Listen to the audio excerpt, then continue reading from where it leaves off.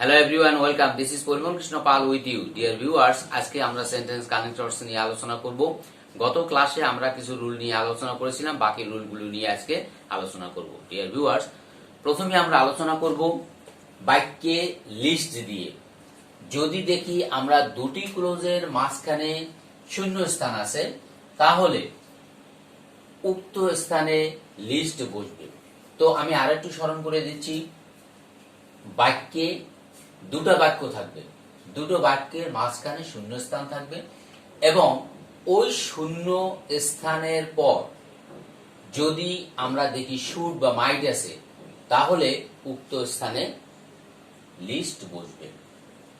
তো সেই ফর্মুলা অনুসারে আমরা দেখব they read more dash they should fail in the exam. তো লিস্টটা কিন্তু আমরা তখনই ব্যবহার করব যখন দেখব আমরা কোনো একটার ভয়ে আর একটা করা, যেমন তারা বেশি বেশি পড়তেছে যাতে পরীক্ষায় ফেল না করে। সো এখানে অ্যান্সারটা কি দাঁড়াবে? অ্যান্সারটা দাঁড়াবে লিস্ট। ওকে, এরপর আমরা আরেকটা উদাহরণ টানবো। Bina ran fast. Rina ran fast dash she should miss the bus. তো বিনা দ্রুত দৌড়েছে যাতে সে বাসটা মিস না করে। তো আমি বলেছিলাম যে দুটি ক্লোজ থাকবে। তো বিনা র্যান ফাস্ট একটা ক্লোজ, আর she should miss the bus। তো সেই ক্ষেত্রে এখানে অ্যান্সারটা কি হবে? অ্যান্সারটা হবে লিস্ট। ক্লিয়ার? তো না বোঝা গেলে আমি আবার একটু ট্রাই করি। যে দুটি ক্লোজ থাকবে, দুটি ক্লোজের মাঝখানে একটা শূন্যস্থান থাকবে এবং শূন্যস্থানের পর, দ্যাট মিন্স সাবজেক্টের পর একটা শুড থাকবে বা মাইট থাকতে পারে, থাকলে উক্ত স্থানে হবে লিস্ট। তো উদাহরণটায় Bina ran fast lest she should miss the bus. Bina দ্রুত দৌড়েছে যাতে সে বাসটা মিস না করে। ওকে, নাও আমরা যাব পরবর্তী রুল নাম্বার 6 এ যাব। বাক্যে যখন আপনি দেখব তুলনা অর্থে দুটির মধ্যে যখন কম্পেয়ার করা হয়, দুটি বস্তু হতে পারে, ব্যক্তি হতে পারে, তুলনা বোঝাবে, তখন আমরা দেন ব্যবহার করব। আমি বোর্ডে লিখেও দিয়েছি। তুলনা অর্থে বা চেয়ে, অর্থাৎ দুটি বস্তু বা দুজন ব্যক্তির দোষ, গুণ, অবস্থা, পরিমাণ তথা অ্যাডজেক্টিভের তুলনা বোঝাতে আমরা কি বসাবো? দেন ব্যবহার করব। তো এরপর আমি এমবি তো লিখে দিয়েছি, যে বিশেষ দৃষ্টকে লিখে দিয়েছি দেন কম্পারেটিভ ডিগ্রির পরে বসে। দেনটা কোথায় বসবে? কম্পারেটিভ ডিগ্রির পর, বা আমরা বলতে পারি D2, অর্থাৎ আমরা যখন ডি আলোচনা করেছিলাম ডিগ্রি 3, ডিগ্রি 2 অর্থাৎ কিনা ডিগ্রি নিয়ে যখন আমরা আলোচনা করেছিলাম, তখন আমি D1, D2, D3 সম্পর্কে ব্যাখ্যা দিয়েছিলাম। তোমরা একটু প্রয়োজন বোধে ওই ক্লাসটা দেখে নিবে, তাতে তোমাদের সুবিধা হবে যে D1 কোনটা, D2, D3। Parul, for example আমরা দেখব যে পারুল ইজ মোর বিউটিফুল ড্যাশ সীমা। আমি বলেছি যে কম্পারেটিভ ডিগ্রির ক্ষেত্রে, অর্থাৎ কিনা যখন আমরা দেখব তুলনা বুঝাইছে, দুটি বস্তু হতে পারে, দুজন ব্যক্তি হতে পারে, তখন আমরা কি করব? যে দেন ব্যবহার করব। তো সেই ক্ষেত্রে এখানে আমি যে এক্সাম্পলটা টেনেছি, সেখানে আমি দেখব পারুল ইজ মোর বিউটিফুল, পারুল অধিকতর কি সুন্দরী। তো সেই ক্ষেত্রে এখানে কি হবে? দেন সীমা। তাহলে সীমার সে পারুল কি অধিকত কি সুন্দরী, তুলনামূলক সুন্দরী। এরপর সেকেন্ড এক্সাম্পল আমি টেনেছি, something is better dash nothing. তো something is better than nothing, আমরা বলছি যে অনেক সময় নাই মেমার্সে কানা মামা অনেক ভালো। তো সেক্ষেত্রে এখানে হলো কি সামথিং ইজ বেটার, অতএব এখানে হবে দেন।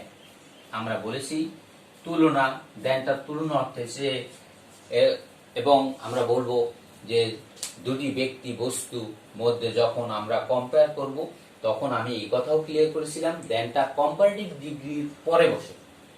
তো কম্পারেটিভ ডিগ্রি যেমন এখানে বলেছি প্রথম এক্সাম্পলে মোর বিউটিফুল আছে, অতএব এটা কম্পারেটিভ ডিগ্রি বা D2, এর পরে দেন বসছে। আবার এখানে আমি বলেছি বেটার, বেটার কম্পারেটিভ ডিগ্রি, অতএব বেটারের ক্ষেত্রেও আমরা কি করব কম্পারেটিভ ডিগ্রি যেহেতু, অতএব এরপর দেন বসছে। ওকে, এবার আমরা আরেকটা এক্সাম্পল টানবো। Liza is more intelligent dash any other girl.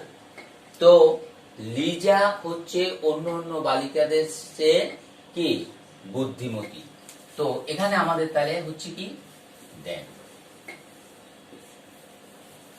আমি বলেছিলাম যদি তুলনা অর্থে বোঝায় বা চেয়ে দুটি ব্যক্তি বস্তু তখন আমরা কি করব, আমরা সেখানে দেন বসাবো। ক্লিয়ার? এবার আসবো আমরা দেনের দ্বিতীয় নিয়ম।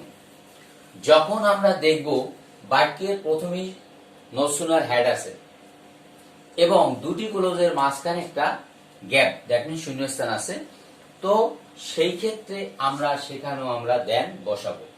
আই রিপিট, বাক্যে আমরা যদি দেখি দুটি ক্লোজের মাঝখানে একটা শূন্যস্থান আছে তবে ওই শূন্যস্থানে আমরা কি বসাবো দেন, এবং প্রথম শর্ত হচ্ছে নো সুনার থাকতে হবে।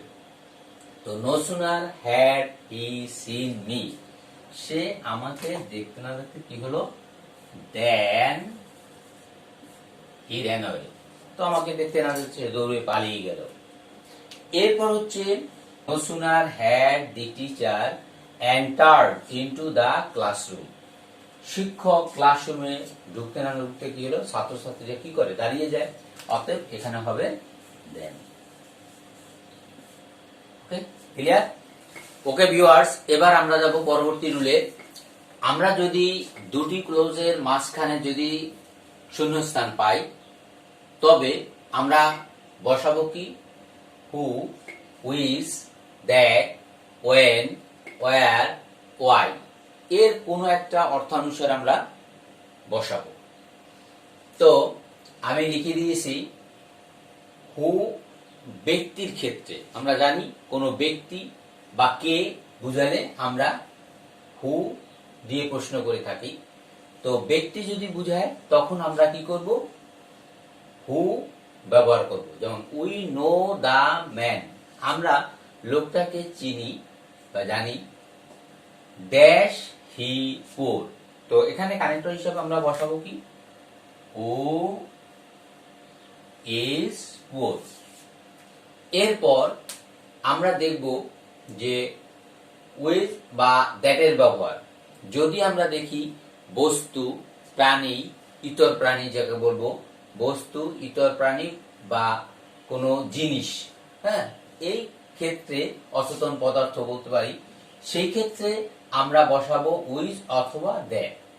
যেমন এক্সাম্পল হচ্ছে this is the pen dash I bought yesterday, তো আমি একটা কলম বা আমি কলমটি ক্রয় করেছিলাম গতকাল। তো এখানে আমরা হয় দ্যাট বসাবো না হয় উইথ বসাবো, that I bought yesterday, both are correct. Next, এবার যাব আমরা ওয়েনের নিয়ম। ওয়েনটা আমরা কখন ব্যবহার করব? ওয়েন ব্যবহার করব যখন আমরা দেখব সময়, কখন ইত্যাদি বুঝাবে, তখন আমরা ওয়েন ব্যবহার করব। তো নোবডি নোস, কেউ জানে না, ওয়েন আমরা এখানে লিখব when the man left this place, কেউই জানে না লোকটা কখন এই স্থান ত্যাগ করেছে, অতএব আমরা এখানে লিখলাম কি ওয়েন। এবার আমরা আসবো ওয়ারের নিয়ম। স্থান বা কোথায় বুঝাইলে ওয়ার ব্যবহার করা হবে। তো সেই ক্ষেত্রে একটা এক্সাম্পল আছে, আই নো দা প্লেস, আমি স্থানটা চিনি বা জানি, ড্যাশ হি লিভস, যেখানে কিনা সে বাস করে। তো এখানে অ্যান্সার হবে ওয়ার। ওকে, এবার আসবো ওয়াই এর নিয়ম। বাক্যে যদি আমার কোথাও বোঝা যায় কারণ বুঝাইছে বা কেন বুঝাইছে, কেন বা কারণ বুঝাইলে আমরা সেখানে দুইটি ক্লোজের মাঝখানে আমরা কি বসাবো, আমরা বসাবো ওয়াই। যেমন এখানে এক্সাম্পলটা হচ্ছে উই অল নো, আমরা সবাই জানি, হ্যাঁ, dash our independence took place. তো ওয়েন, আমরা সবাই জানি কখন আমাদের স্বাধীনতা যুদ্ধটা, হ্যাঁ, সেই টুক প্লেস, সংগঠিত হয়েছিল। ওকে ডিয়ার ভিউয়ার্স, এবার আমরা পরবর্তী রুলে যাব। আমরা যদি দেখি দুটি ক্লোজের মাঝখানে কমা আছে এবং বাক্যের প্রথমে একটা শূন্য স্থান আছে, তাহলে উক্ত স্থানে অ্যাজ সুন অ্যাজ ব্যবহার করব। আই রিপিট, বাক্যে যদি আমরা দেখি দুটি ক্লোজের মাঝখানে কমা আছে, তাহলে বাক্যের প্রথমে শূন্যস্থান থাকলে উক্ত স্থানে অ্যাজ সুন অ্যাজ বসবে। ফর এক্সাম্পল, আমরা we reached at the station, আমরা স্টেশনে পৌঁছতে কি হলো, দ্য ট্রেন লেফট, ট্রেনটা ছেড়ে দিল। তো এখানে হবে অ্যাজ সুন অ্যাজ। যেইমাত্র আমরা স্টেশনে পৌঁছলাম সাথে সাথে কি হতে পারে যে ট্রেনটা অনেক সময় ছেড়ে যায়। ওকে, এবার আমরা আরেকটা एग्जांपल টানবো। the teacher